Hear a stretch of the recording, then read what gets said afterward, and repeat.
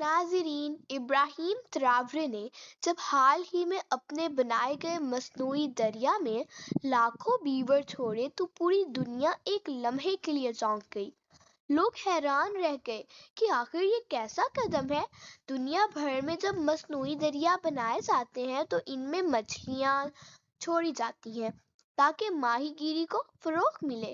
کچھ لوگ مگرمچھ جیسے جانوروں کے لیے بھی مخصوص حصے بناتے ہیں، لیکن ابراہیم تراورے نے وہ کیا جس کی کسی کو توقع نہ تھی۔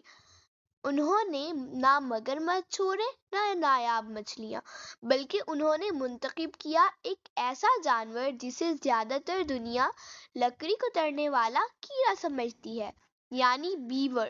مگر سوال یہ ہے کہ آخر بیورز ہی کیوں؟ ابراہیم تراورے کا اصل مقصد کیا تھا، اور یہ جانور کیسے اس مصنوعی دریا کو صرف ایک سیاحتی مقام نہیں بلکہ ایک قدرتی نظام زندگی میں تبدیل کر سکتے ہیں؟ یہ سب جانیں گے آج کی ویڈیو میں، اس لیے ویڈیو کو آخر تک ضرور دیکھیے گا۔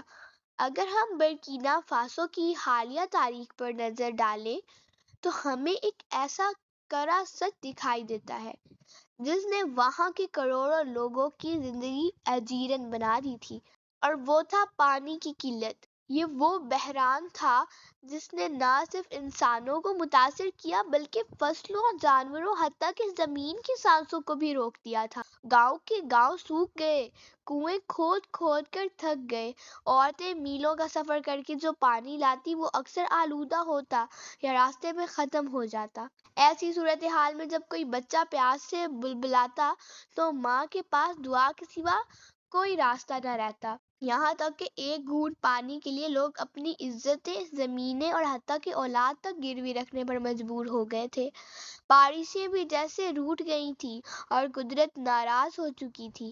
ایسے وقت میں ابھر کر آئے ایک نوجوان لیڈر، ابراہیم تراورے۔ ان کے آنے کے بعد صرف نعرے نہیں لگے بلکہ عملی اقدامات بھی کیے گئے، اور انہی میں سب سے بڑا قدم تھا ایک مصنوعی دریا بنانا۔ دنیا جب صرف ڈیمز اور واٹر ٹینکس پر توجہ دے رہی تھی تو ابراہیم نے سوچا کہ اگر بارشیں نہیں ملتی تو کیوں نہ ایک نیا ماحولیاتی نظام خود تخلیق کیا جائے۔ یوں ایک عظیم منصوبہ شروع ہوا جس میں سینکڑوں کلومیٹر لمبی نہریں کھودی گئیں، زمین ہموار کی گئی اور بارش کے پانی کو ذخیرہ کرنے کے لیے ایک بڑا مصنوعی دریا وجود میں آیا۔ شروع میں لوگ ہنسے، اسے پیسے کا ضیاع کہا، لیکن جیسے ہی پہلا سال گزرا تو نتیجے سب کے منہ بند کر گئے۔ جہاں پہلے فصلیں سوکھتی تھیں وہاں ہریالی لہرانے لگی، کسانوں کی آنکھوں میں امید جاگ اٹھی، مویشیوں کو صاف پانی ملنے لگا۔ یہ مصنوعی دریا صرف پانی کا ذخیرہ نہیں رہا بلکہ نئی زندگی کی علامت بن گیا۔ لیکن وقت گزرتا گیا اور مسائل بھی پیدا ہونے لگے۔ پانی کا بہاؤ سست ہوا، مٹی اور گندگی تہہ میں جمع ہونے لگی، کچھ جگہوں پر پانی ٹھہرنے لگا جس سے مچھروں کی افزائش بڑھ گئی۔ پینے کا صاف پانی کم پڑنے لگا اور لوگ شکایت کرنے لگے کہ پانی پہلے جیسا نہیں رہا۔ یہاں تک کہ کچھ کناروں پر آلودگی کی تہہ جم گئی جو خطرے کی گھنٹی تھی۔ ابراہیم تراورے نے ایک بار پھر انقلابی قدم اٹھایا۔ انہوں نے ماہرین کو جمع کیا، مختلف ممالک کے طریقے دیکھے، لیکن وہ سب مہنگے اور ماحول دشمن نکلے۔ اس لیے انہوں نے قدرت کی طرف رجوع کیا اور ایسا حل تلاش کیا جو صدیوں سے فطرت میں چھپا ہوا تھا۔ وہ حل تھا بیور۔ بیور ایک نایاب جانور ہے جسے قدرت کا انجینئر کہا جاتا ہے۔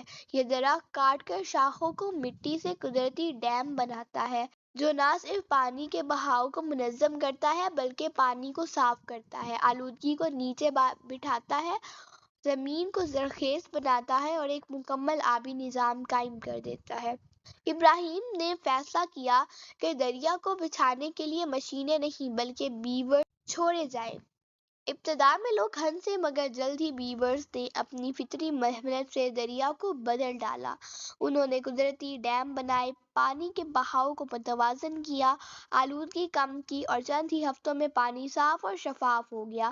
مچھلیاں واپس آ گئی، پرندے لوٹ آئے اور لوگوں نے دوبارہ اسی دریا کا پانی پینا شروع کر دیا۔ صرف پانی ہی نہیں بلکہ ارد گرد کی زمین بھی ہری بھری ہو گئی، نئی گھاس اگنے لگی، جڑی بوٹیاں لوٹ آئیں اور سب کا سہارا ان خاموش جانوروں کے سر گیا جو دن رات اپنے کام میں مصروف رہے۔ آج برکینا فاسو میں بیورز کو نسب کا حصہ بنایا جا رہا ہے، ان کے پوسٹر لگ رہے ہیں اور بچے ان کی کہانیاں سنتے ہیں۔ دنیا اس ماڈل کو ایک کامیاب مثال کے طور پر دیکھ رہی ہے۔ یہ لمحہ تھا جب پوری دنیا کو اندازہ ہوا کہ اگر انسان قدرت کا دوست بن جائے تو قدرت بھی دشمنی کا جواب نہیں دیتی۔ بیورز نے ثابت کر دیا کہ انسان کے بڑے مسائل کا حل ہمیشہ مشینوں میں نہیں بلکہ زمین کے سینے میں دفن فطرت کے رازوں میں چھپا ہے۔